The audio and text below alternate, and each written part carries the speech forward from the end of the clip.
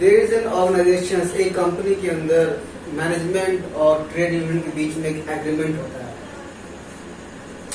उस एग्रीमेंट में, दोनों के बीच में एग्रीमेंट में ये बात रखी गई है कि कंपनी जो है लॉस सफर कर रहा है कई सालों से, और ट्रेड यूनियन और मैनेजमेंट जो है आपस में समझौता करते हैं कि हमको अपने लॉस को जो है रिकवर करना है। At how any cost we have to recover the loss.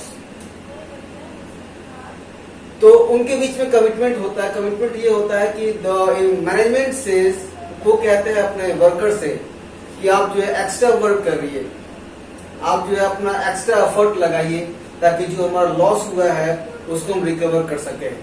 But आप एक प्रॉमिस करना होगा कि आप जो है एडिशनल पेमेंट की रिक्वायरमेंट नहीं करेंगे, एडिशनल पेमेंट की रिक्वायरमेंट नहीं करेंगे। The management also promise to the trade union that अगर हमारा कंपनी जो है लॉस को रिकवर कर लेता है और प्रॉफिट अर्न कर लेता है तो हम जो है आपको जो है एडिशनल पेमेंट प्रोवाइड करेंगे और जो आपको जो इंसेंटिव्स प्रोवाइड करेंगे। सपोज करो कंपनी जो है अच्छा रन कर गई, जो लॉस था उसका जो है वो बियर हो गया, कंपनी अपने जो है प्रॉफिटेबल सिचुएशन में आ गया। जो भी कमिटमेंट दोनों के बीच में हुआ है, मैनेजमेंट और एम्प्लॉय के बीच में जो भी कमिटमेंट हुआ है, अगर वो फुलफिल होता है तो डियर स्टूडेंट्स आप बताएं यहाँ पे कौन सा प्रिंसिपल फॉलो हो रहा है। This is the one case study and this example is given in your NCERT book. If the commitment is fulfilled by both the parties तो यहाँ पर कौन सा डिसिप्लिन जो है फॉलो हो रहा है। So students, I am here to discuss the one important principle of management, Henry Fayol principle, that is the principle of discipline. इस जो मैंने आपको जो एक जो है सिचुएशन राइज किया है, इसके अंदर अगर दोनों पार्टी जो है अगर वो अपने कमिटमेंट को फुलफिल करते हैं तो तो इसका मतलब है कि वहां पर डिसिप्लिन जो प्रिंसिपल है वो फॉलो हो रहा है। So what is a discipline according to the Henry Fayol? What is discipline? Discipline is the obedience of organizational rules and regulations. Once again, मैं आपको दोबारा बता रहा हूँ. What is discipline? Discipline is the obedience of organizational rules and regulations and employment agreement. This is known as the discipline.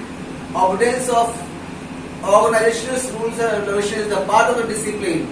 If I am the part of the any organizations, if I am not following the rule and regulation, that I am not following the discipline principle. If I follow the rule and regulation of the company, then I follow the rule and regulations.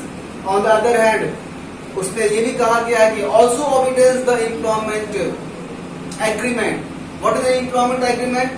आप लोगों को पता ही है, मैंने बताया भी है. Whenever a person join any company, any organizations, तो ऑर्गेनाइजेशंस और एम्प्लॉय के बीच में एग्रीमेंट होता है, दैट इज एम्प्लॉयमेंट एग्रीमेंट कहते हैं उसको। उसमें क्या यही लिखा होता है कि जो है आपको जो है समय, आपकी जो ऑफिस आने की टाइमिंग जो है इतना बजे है, आपका सैलरी इतना प्रोवाइड करेंगे, आपको इंसेंटिव इतना प्रोवाइड करेंगे, आपको जो है 1 ईयर में आपको जो हम इतना लीव प्रोवाइड करेंगे, ये बोनस प्रोवाइड करेंगे। These are the terms and condition written in the employment agreement. उसी तरह से जो है एम्प्लॉय भी जो है वो एग्रीमेंट करता है अपने एम्प्लॉय के साथ कि ठीक है हम जो है रूल्स रेगुलेशन फॉलो करेंगे, अगर if I am not following the rules and regulations तो आपको जो पेनल्टी करना है आप जो है हमारे को पेनल्टी लगा सकते हैं। तो इस तरह का जब कोई एम्प्लॉय, जब कोई पर्सन जब किसी कंपनी को ज्वाइन करता है तो उनके बीच में एग्रीमेंट होता है। तो उस एग्रीमेंट को जो है फॉलो करना from the both the side, employer भी फॉलो कर रहा है उस एग्रीमेंट को और एम्प्लॉय भी फॉलो कर रहा है, that following the agreement, the employment agreement, this is also a part of the discipline. ठीक है।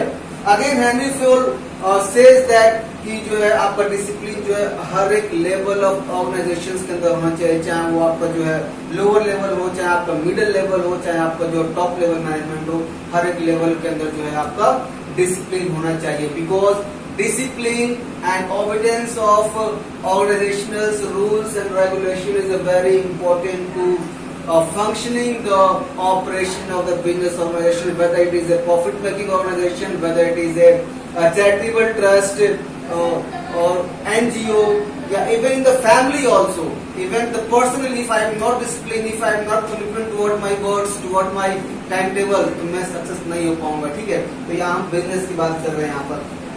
सो डिसिप्लिन जो है, जैसे हेनरी फील ने बताया कि हर एक ऑर्गेनाइजेशन हर एक लेवल पे होना चाहिए, and clear and fair agreement between superior and subordinates, दोनों के बीच में जो है एक फेयर एग्रीमेंट होना चाहिए, ठीक है। और दूसरा चीज फेयर ने उसमें ये बताया है कि जुडिशियस एप्लीकेशन ऑफ पेनल्टीज, की एम्प्लॉयर अगर employ they are not following the agreement, अगर कोई जो है अपने एग्रीमेंट को फॉलो नहीं करा तो उनमें क्या है, एक जुडिशियल पेनल्टीज का एप्लीकेशन होना चाहिए। तो ये तीन चीजों को फोकस किया हेनरी फ्यूल ने, और इसी डिसिप्लिन को जो हम यहाँ पर डिस्कस कर रहे हैं। एक केस स्टडी है, due to the lack of space, बच्चों आपको केस स्टडी समझ में नहीं आएगा, लेकिन मैं आपको वर्बली बता दे रहा हूँ क्या केस स्टडी है, listen carefully.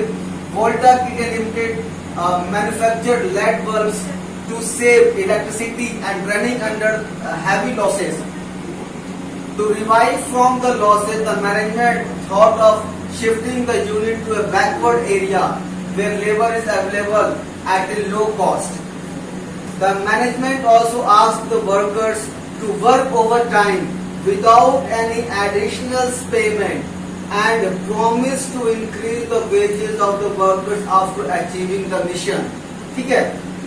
Within a short period of time, the company started earning profit because both the management and workers honored their commitment। और इसमें जो है हेनरी फील ने ये भी किया कि दोनों पार्टी जो है कमिटमेंट को ऑनर करे। तो this is the case study, simple case study है, ठीक है। अब इसका कीवर्ड्स क्या है डिसिप्लिन का, जैसे अभी मैंने एक्सप्लेन किया व्हाट इज डिसिप्लिन। तो we have to, whenever going to solve the case study, we have to find out the keywords. और इसमें कीवर्ड्स क्या है डिसिप्लिन का, first is framing rules and regulations, this is the key word of the discipline. Following code of conduct, whatever the code of conduct is prepared by the management, we have to follow from both the side. Second, meeting of commitment by subordinates as well as by the superior, जो भी commitment हुआ है वो superior और जो है supervisor या जो एम्प्लॉयर है और एम्प्लॉय दोनों जो है उसको जो है फॉलो करें।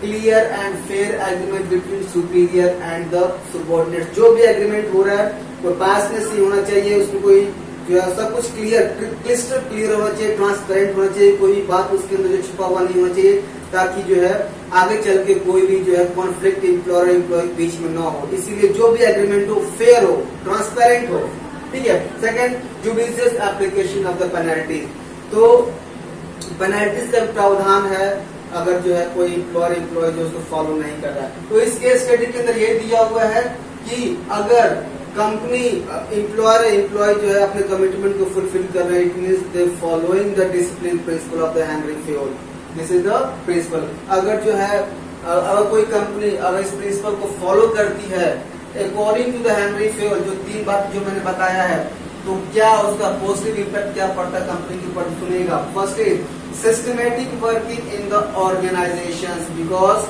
I am commitment toward my work, my superior is commitment toward my work, every level is commitment toward the achievement of the organizational goals, so there should be a systematic working of the organizations। कोई किसी के ऊपर जो है आरोप नहीं लगाया कि ये मेरा काम नहीं है, ये आपका काम नहीं है। Everything is going to a synchronised manner, systematic manner में मूव करेगा, हम जो है अपने वर्क को जो है ऑन द टाइम जो है अचीव कर पाएंगे। सेकंड इज इम्प्रूव इफिशियंसी, हमारा जो है इफिशियंसी मतलब काम करने की क्षमता जो है वो डे बाय डे इंक्रीज होगा, ठीक है, अगर हम इसको फॉलो करते हैं तो। इसके नेगेटिव इफेक्ट क्या, if any organisation they not following the principle of discipline, what is negativity, disorder, confusion, क्या होगा, एम्प्लॉयर और एम्प्लॉय के बीच में जो है कंफ्यूजन क्रिएट होगा, और जब कंफ्यूजन क्रिएट होगा हमारा वर्क जो है प्रॉपर्ली स्मूथन नहीं हो पाएगा। Wastage of resources in the absence of discipline, ठीक है, कमिटमेंट नहीं रहेगा, तो there is no following of rules and regulations, तो क्या होगा, there is wastage of resources, चाहे वो ह्यूमन रिसोर्स हो, चाहे हमारा रिसोर्स क्यों ना हो, हमारा मेन पावर क्यों ना हो, चाहे टेक्नोलॉजिकल रिसोर्स क्यों ना, फाइनेंशियल रिसोर्स क्यों ना, उसका वेस्टेज होगा, और जब इसका वेस्टेज होगा, ठीक है, तो एक कंपनी को ह्यूज लॉस सफर करना पड़ेगा। Delay in work due to absence of rules and regulations. Rules and regulations किसी भी कंपनी के लिए जो है बहुत इंपॉर्टेंट होता है, बिकॉज दे बाइंड कि कोई भी जो है वर्क जो है वो रूल्स एंड रेगुलेशन के अंदर होना चाहिए, उसके बियॉन्ड नहीं होना चाहिए, क्योंकि हमारे वर्क को वो सिंक्रोनाइज करता है, एक डायरेक्शन प्रोवाइड करता है टुवर्ड द ऑर्गेनाइजेशन गोल। तो ये जो है पॉजिटिव इफेक्ट है। नेक्स्ट क्लास में हम जो है नेक्स्ट प्रिंसिपल्स पढ़ेंगे। Thank you.